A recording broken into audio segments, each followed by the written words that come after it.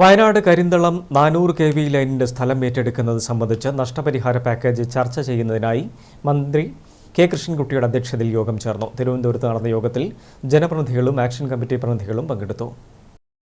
Wayanad Karinthalam 400 kV ലൈനിന്റെ സ്ഥലം ഏറ്റെടുക്കുന്നത് സംബന്ധിച്ച നഷ്ടപരിഹാരം നൽകാൻ കർണാടക, കാസർകോട് എന്നിവിടങ്ങളിൽ നടപ്പാക്കിയ പാക്കേജ് സർക്കാർ മുന്നോട്ട് വെച്ചെങ്കിലും അത് പര്യാപ്തമല്ലെന്ന ശക്തമായ നിലപാടാണ് എംഎൽഎമാരും ജനപ്രതിനിധികളും ആക്ഷൻ കമ്മിറ്റി പ്രതിനിധികളും യോഗത്തിൽ സ്വീകരിച്ചത്. ഓരോ സ്ഥലത്തിന്റെ മൂല്യം കണക്കാക്കി നഷ്ടപരിഹാരം നിശ്ചയിക്കണമെന്ന ആവശ്യം മന്ത്രിയും കെഎസ്ഇബിയും അംഗീകരിച്ചു. യഥാർത്ഥ നഷ്ടം കണ്ടെത്താൻ ഭൂമി നഷ്ടപ്പെടുന്നവരുടെ സ്ഥലം സർവേ നടത്തണമെന്ന് കെഎസ്ഇബി പറഞ്ഞു. എന്നാൽ നഷ്ടപരിഹാര പാക്കേജ് കൃത്യമായി പ്രഖ്യാപിക്കാതെ സർവേ നടത്താൻ അനുവദിക്കില്ലെന്ന് ഭൂരിപക്ഷ അംഗങ്ങളും നിലപാടെടുത്തത് ഏറെ ചർച്ചയായി.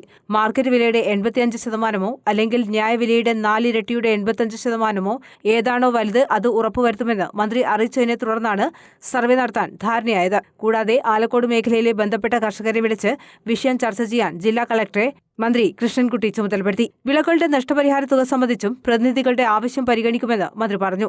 യോഗത്തിൽ എംഎൽഎമാരായ Sunny Joseph, Sajeev Joseph, M Vijin, T I. Madhusoodanan, ജില്ലാ panchayat president K Rathnakumari, additional chief secretary K R. Jyothilal, KSEB chairman Biju Prabhakar തുടങ്ങിയവർ പങ്കെടുത്തു. News bureau, Iritty.